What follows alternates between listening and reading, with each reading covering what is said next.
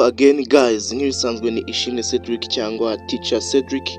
None uyu munsi tukaba tugiye kurebera hamwe poetic devices cyangwa se literary techniques cyangwa se figures of speech. Hano rero muri poetry tuvuga poetic devices cyangwa se literary techniques zifashishwa mu gihe turi gukora poems cyangwa ibisigo.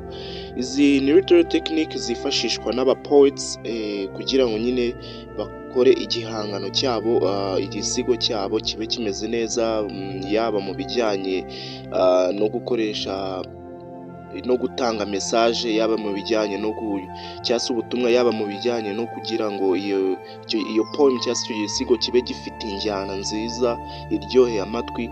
Ibyo byose bikorwa hifashishijwe ayo poetic devices agiye atandukanye. So in today's video nibyo tugiye kwibandaho tuyasobanure dutanga n'ingero zaya. Akaba ari literature senior 4, tuzisanga muri literature senior 4 gusa no mu yindi myaka yaba senior 5 ndetse na senior 6 hose tugenda duhura nazo kenshi na kenshi. Twagiye gusa niba ari ubwa mbere y'ino YouTube channel, klika kuri subscribe, uduhe like, klike ku kazogera cyangwa kuri ring, unasharinga ino video ku buryo yagera ku banyeshuri benshi. Kandi namwe muba mushaka documents agiye atandukanye nk'ibya leta, marking guide z'ibya leta, nababwira yuko tubifite ari ukutwandikira kuri WhatsApp, yes, kuri nimero za WhatsApp tukabivugana. Twagiye turebere hamwe poetic devices in poetry.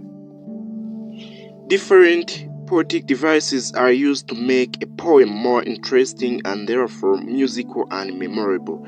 Yes, poetic devices zitandukanye zirifashishwa kugira ngo zitume igisigo cyacu kiguma kuba interesting, cyase turyoherwa nacyo, twumva dushishikajwe nacyo, ndetse kikamera nk'ahari nk'indirimbo, kandi nanone tukaba twabasha kukibuka cyangwa kugifata mu mutwe. Poets create rhythm in their poems. Abasizi rero barema ritime cyase ikintu kimeze nk'injyana mu bisigo byabo. This enhances meaning and intensifies mood. Ibyo rero bituma twumva ubusobanuro bw'iyo poem, kandi nanone tukagira mood runaka tugira twiyumvamo, cyase like feelings cyase ibyumviro twiyumvamo muri twebwe bitewe na tone yakoresheje cyase literary techniques cyangwa poetic devices yakoresheje. Below is a list of the most commonly used poetic devices in a sonnet. Rero hano hari list y'ama poetic devices yakoreshwa kenshi na kenshi yakoreshwa mu sonnet. Iya mbere ni simile. This is an indirect comparison used to describe things, situations, or persons. A simile will make use of the words as or like. Example, they inhabit the room like in a gaze. Yes.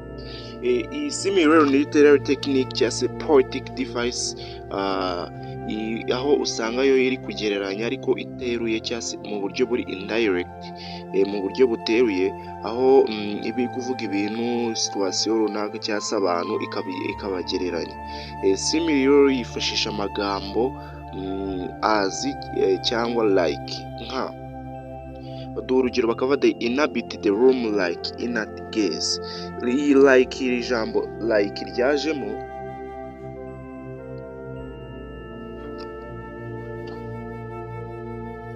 iri jambo like ryajemo here niryo ritwereka ko hakoreshejwemo iyo literary technique ya simile, iri jambo like in a gaze. Tuvuga urugero, ushobora kuvuga ati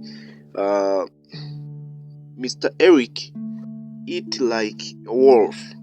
Mr. Eric eats like a wolf. Arya nk'ikirura. Iyo like yajemo igaragaza yuko hakoreshejwemo simile. Ntabwo ari iyo like yonyine, hashobora no gushyiramo as. Ukavuga ati she is beautiful as sun. Ni mwiza cyane nk'izuba. Iyo as nayo itugaragariza yuko hakoreshejwemo simile. Indi literary technique ya kabiri ni metaphor. Metaphor is a direct comparison. Yo ni direct comparison, ni igereranya cyase ihwanisha rya yes. Yo ni igereranya ariko ryo ryeruye ritari indirect. Tuvuga urugero kuri simile twavuga ngo ni nka ikintu kimeze nk'ikindi ariko nyine ntabwo ari nka cy'ijana ku ijana, mu gihe metaphor yo igaragaza yuko ikintu gisa n'ikindi 100%. Tuvuga urugero, a direct comparison. Unlike simile, it does not use the words as or like. Yo ntabwo ikoresha amagambo nka as cyangwa like nka.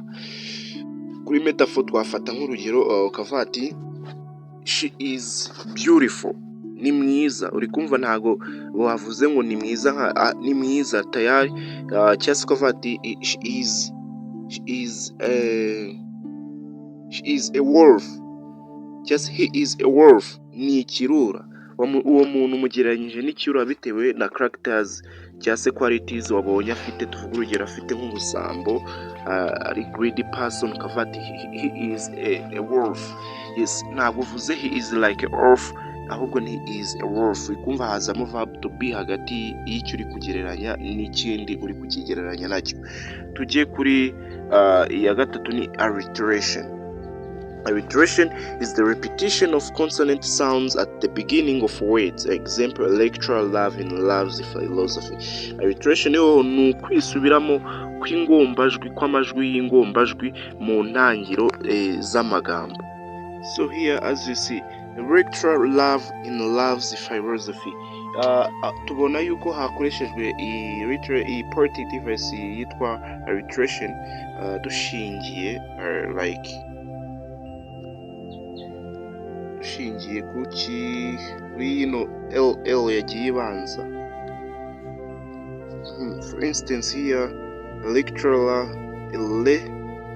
your L, electoral love your L, in love's your L philosophy, electoral love in love's philosophy. Rikumva hari injyana biri gucreya, iyo ni alliteration baba bifashishije. Noneho indi ya kane ni assonance, refers to the repetition of vowel sounds usually in the middle of a word. Example, butter, that mattered. Rikumva ho ni repetition y'inyajwi, y'ijwi ry'inyajwi, cyane cyane mwimbere mu ijambo mo hagati. Tuvuga urugero, butter that mattered, like here a butter that mattered. Turi kumva ukuntu yagiye yisubiramo ariko mu ntuza mo hagati mu jambo hagati. Iya gatanu ni consonants. Consonants is similar to alliteration, but the consonants are at the end of the words, while alliteration is at the beginning of words. Yes, consonants hoho igiye kumera nka alliteration, ariko aho bitandukaniye nuko consonants hoho ari ukwisubiramo kw'ingombajwi cyangwa se kw'ijwi ry'ingombajwi mu mpera z'ijambo, mu gihe alliteration ho ari ukwisubiramo kw'ijwi ry'ingombajwi mu ntangiriro y'ijambo. Tugiye kuya gatatu, onomatopoeia. Onomatopoeia, this describes the use of words that sounds like their meanings or imitation of sounds. Example, the bees were buzzing. Yes, onomatopoeia yo ni poetic device ivuga ijambo uburyo riba rikavuga buryo like riga sounding cyangwa se rikavuga nk'uko rinasobanuye. Tuvuga urugero, ni nk'iyiganajwi, yes, like that. Tuvuga urugero, ng'inzuki zari ziri kuduhira. Iryo jambo kuduhira ni uko tuzi yuko n'inzuki iduhira cyangwa se ivuga nk'aho ikintu like that. Tuvuga urugero, iyo tuvuze ngo bakomye amashyi ngo kaci kaci kaci, uko kuntu kaci kaci kaci turi kwigana buryo ki amashyi yavuga. Cyangwa se iyo tuvuze ijambo ngo tik tak, tuba turi kuvuga buryo ki urushinge rw'isaha ruvuga, narwo ruvuga tik tak tik tak tik tak. Iyo rero ayo magambo iyo koresha ry'amagambo yigana ijwi ry'ikintu runaka niryo ni poetic device yitwa onomatopoeia. So nyuma ni repetition. This is the repeating of words, phrases or lines. Repetition is used to enhance rhythm and create emphasis. For example, so long as men can breathe, so long lives this. Yes, repetition rero ni ukwisubiramo kw'amagambo cyangwa se interuro cyangwa imirongo igize iki stanza ya. Noneho rero repetition ikaba yifashishwa kugira ngo bumvikane, bakore rhythm, bagire injyana, kandi nanone bumvikanishe cyangwa se bashimangire iryo jambo bari kugenda basubiramo kenshi. Tuvuge urugero ngo so long as men can breathe, so long lives this, so long nayo magambo yagiye yisubiramo. Bakaba bati uko umuntu ahumeka nta niko abaho, like nyine igihe cyose uzaba uri guhumeka uzaba uriho. So iyo so long ni iryo jambo ryabaye repeated. So nuhura nayo muri poem uzamenye yuko ari aya military techniques bajya bakoresha mu gusasaya yonyine.